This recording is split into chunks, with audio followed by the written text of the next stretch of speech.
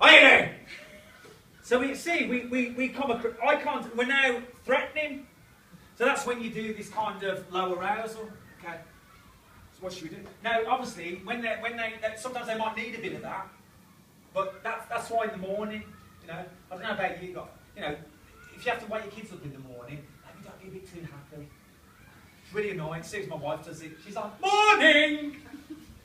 Yeah, and I'm like, really? Don't do that.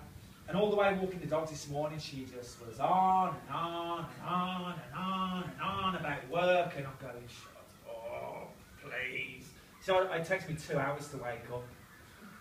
Yeah. And then I'm lying like a rocket, then I'm off.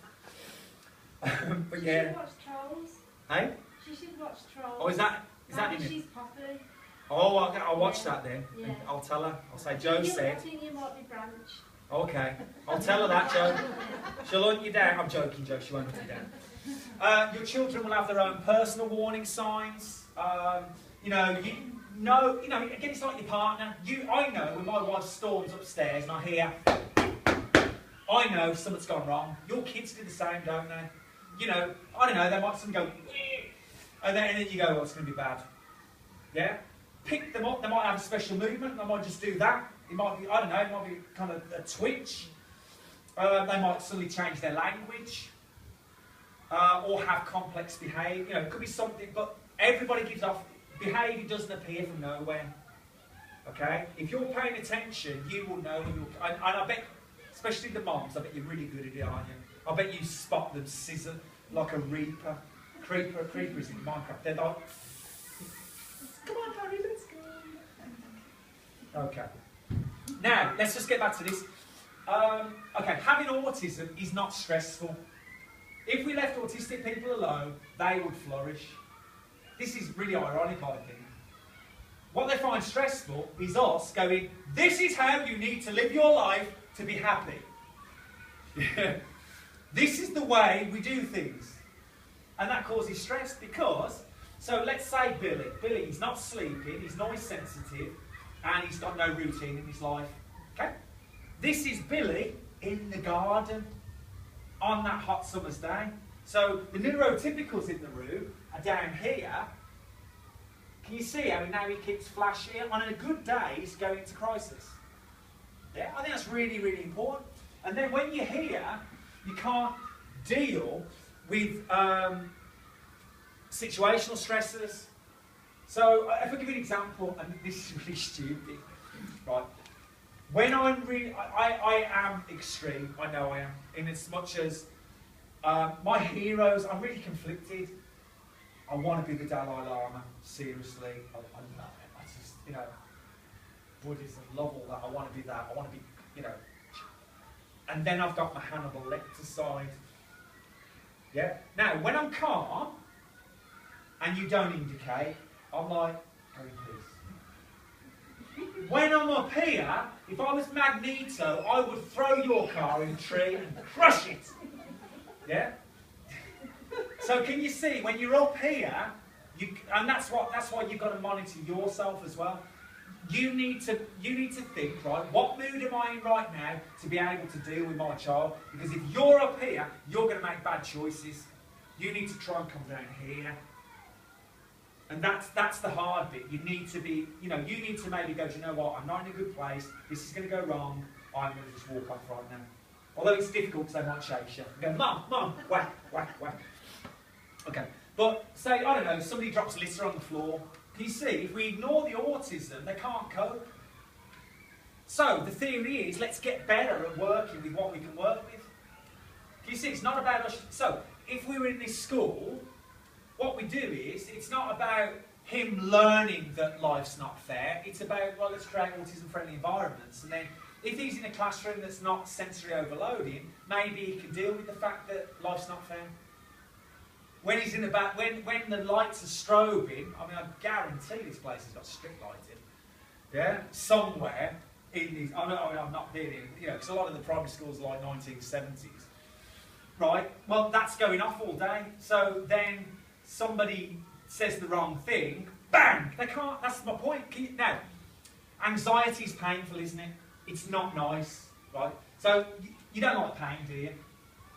See, neurotypically you're going to say that, although I bet half of you watched 50 Shades and went, I'm joking. Okay. It's not nice, is it? Right, so if you had a root canal with no anaesthetic, would it hurt? Right. Okay, is there a chance you're going to punch the dentist? Right, okay. Next time you go to the dentist, no anaesthetic, we're going to give you a sticker chart. Is that going to stop you punching the dentist? No, we're going to give you a social story. We're going to call it kind hands. When I'm in the dentist, sometimes you'll have a root canal. And sometimes it's going to hurt like a mother. And you will want to kill the dentist. But I will try not to punch the dentist in the face because that is not socially appropriate. So I've read that before I've gone into the dentist. I've had the root canal without anaesthetic. Am I still going to hit the dentist? Yeah, is detention going to stop me punching it? Can you see the problem? Remove the pain, give me the medication. I'm not saying medicate. But what I'm trying to say is remove that problem and then I can cope.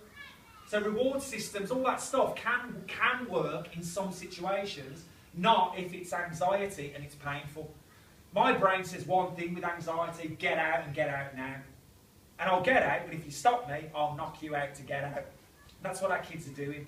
Yeah? Don't stand in the doorway. Don't get it. Yeah. Where do you think you're going? Straight through you.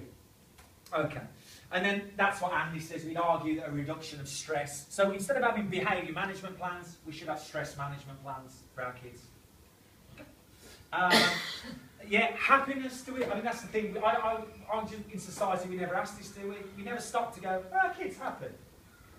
All we do is test the hell out of them, don't we, in this country? And we're testing them because we're showing a good quality service. What a load of rubbish.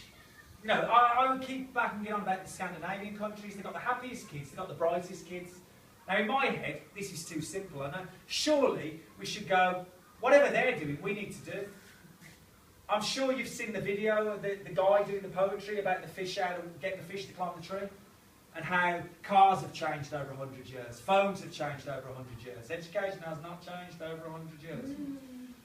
Yeah, well, it has a little bit. We don't do rote learning anymore. But that's what I'm saying. What we're going to do, we're going to show we've got good quality by no, don't test. Is the child happy? Your kids are not happy. Do you know how I know? Because no one that's happy says, I'm going to punch my mum in the head. Anybody that's in a good mood doesn't want to do that. They're in distress. They're not happy. And Seligman said this in his work, and he said, positive emotions. Right, so they're spending all day, I mean, I'll show you an example if we have time, but a lot of our kids screw up and can't figure out why they screw up. You need flexibility of thought to do that.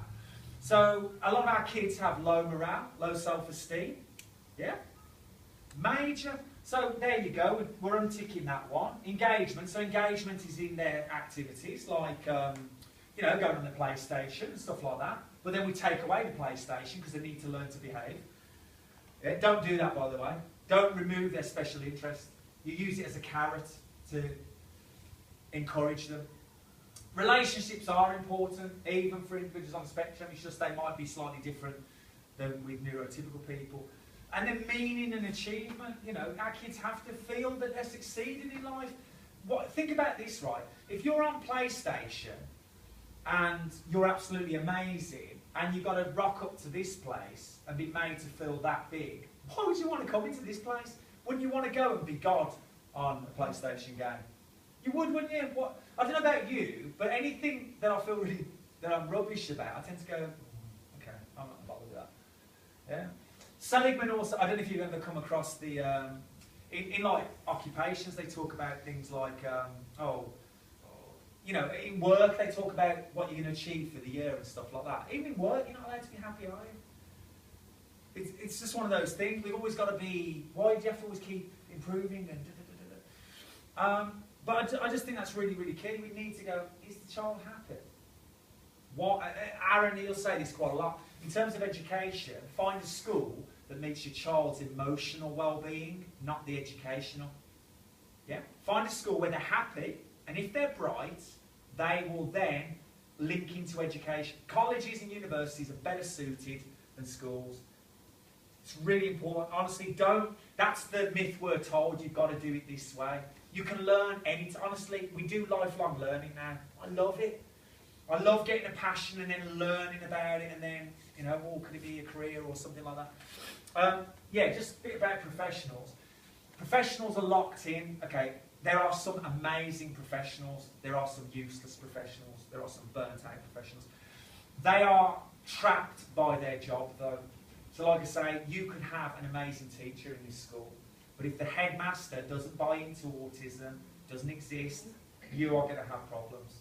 Because that good teacher cannot move because they're trapped within that system. Yeah, and it's getting tighter, as some of you, were talking to me earlier about. It's getting harder. The funding's being withdrawn. Sorry, I'm being maybe too honest with you. There's no money in helping families. Yeah. Do you think the same as I do, though, that something will eventually give? Because it has to give. Yeah, I think it kind of goes in a cycle. I think with all this kind of withdrawal of stuff, if we kind of take social work, so there's the Baby P case, yeah, and then now they've gone on red alert, but now what they'll do is, we'll get back to what happened in Sunderland years ago when they started taking kids away from families that had done nothing wrong. So yeah, I think everything goes in a cycle. I think this is going to get worse. Okay, sorry, that's the problem, isn't it? We have to, and I'll come to this around this, but it is difficult. Like I say, I work with a lot of great people, but it's the same. I say this with schools, and I actually say this, and just because something has autism in the title, don't assume it's going to be any good. That's like going to a second-hand car salesman and going, it's all right, I can trust him, he's selling cars. Yeah. Thank you. I upset a counsellor the other week because his grandson was in a specialist provision down in Surrey, and he says, well, that goes against everything that they say at that school. And I say, well, people with autism have educated me. Who's built the school? The neurotypical people. See, neurotypical people build the schools that they think are going to suit the autistic kids. Shouldn't they be built by autistic people? Yeah. Just saying. Yeah, and then because he didn't like what I said about social. And I'm like, hang on, this isn't me. Everything I say, none of this is me. No, it is. It's become me. But I've gone, oh my God, and I hoard information. That's what I'm saying. My best friends are my best educators in terms of autism. That's what I'm saying. I'm not, my hit rate in terms of working with people with autism, in terms of when they listen to me lecture, is about 98%. That's pretty high. There's always one or two that go, blah, blah, blah. Yeah, but that's okay. 98%, that's acceptable, isn't it? But if I based it on school, I should go for 51%, shouldn't I? That's outstanding. It's outstanding, isn't it? I should go for 51%. Okay. Trust yourself as a parent. A friend, so trust your gut. You are the expert. With all the advice and opinions out there, it's hard to remember your own voice. Never forget you're the expert of your child. What you've got to remember is with professionals is they're very opinionated, okay? And some of them, even if they're psychologists and things like that, it doesn't necessarily mean that is their specialty autism. I know that's how, I'm not, for me, I actually, in my head, when I meet you, I don't care what your title is, I'll listen to you, and then I need you to prove to me that you know what you're on about. Okay? Don't have blind faith with professionals. And that sounds awful. Even if someone's a Senko, it doesn't mean they're any good. It's your job title. It can. There are some amazing ones though, but even them, they could be trapped within that system. That's what I'm trying to say. So trust yourself. My friend, this is about her daughter. I've just realised it's 5 months this week since H last went to school. During this time, we've been fighting some battles and trying to rebuild her confidence. But today I watched her laughing, chatting, throwing leaves, splashing around in a pond with a group of other children and adults, and I suddenly realised we're getting there. Now H, I'm not saying there is not one approach, remember, listen to everyone, follow no one, which actually means this very talk, take a pinch of salt. Okay, it's really important. H was battle after battle in mainstream education, so she basically took her child out of mainstream education and did home education. Home education, not homeschool. Home education, people hate it. Homeschool is not good. Okay, you do it differently. You don't sit at home at the coffee table with your textbooks. You learn differently. So she goes out and about and does field trips, and it's brilliant. Honestly, all online, she's always posting stuff. Her daughter just got a distinction in learning to play the trumpet. She's really flourishing. Guess what? And after 2 years out of mainstream, she might be going back in. And it'll start again. And well, I mean, it might be that she's got over the hardest time to be autistic is a teenager. Because if we went back to that graph, the peak, all teenagers get a spike in stress and anxiety. And then when they get to 17, 18, it then drops. That's why you'll get, unfortunately, the hardest years will be the secondary school years. Because not only is the autism, it's also your natural hormones and that kicking in. So it might be that you ride that wave and then she can go back in. A friend of mine in Shropshire, she's actually setting up, she's a parent, she's setting up a free school. What I'm trying to say is, parents, you are the most powerful thing. Well, you've got to, I don't mean to be horrible, because I mean, I'm trapped in the system. Everybody's playing politics. Things don't change. You can make change. The amount of parents I know that are prosecuting their local authorities for not delivering what they should deliver. I don't want people to riot, but I want what's fair. That's the key thing. But the system won't allow fairness, if that makes sense. What I'm trying to say is, if you're going to wait for this a school to change, your kids will be retired by the time you do. Yeah. I also feel that it's not just the education system. Go on. There is, unfortunately, a stereotype that you've got to, there's no such thing as autistic children within the justice system. Yeah, yeah. Oh, definitely. I mean, prisons are full of individuals on the spectrum, definitely. And then, yeah, so we get the conflicts with the police. I mean, police are having things like training. But again, that's the problem. There will be some great policemen. What you've got to remember is, and it's in Bo's book actually, right, any job where there is power, people, it's actually, in fact, that's what it says in his book around punishment. Some people get a psychological kick when they punish.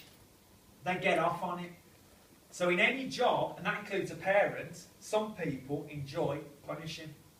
Some teachers enjoy punishing. Some police enjoy punishing. Some carers enjoy punishing.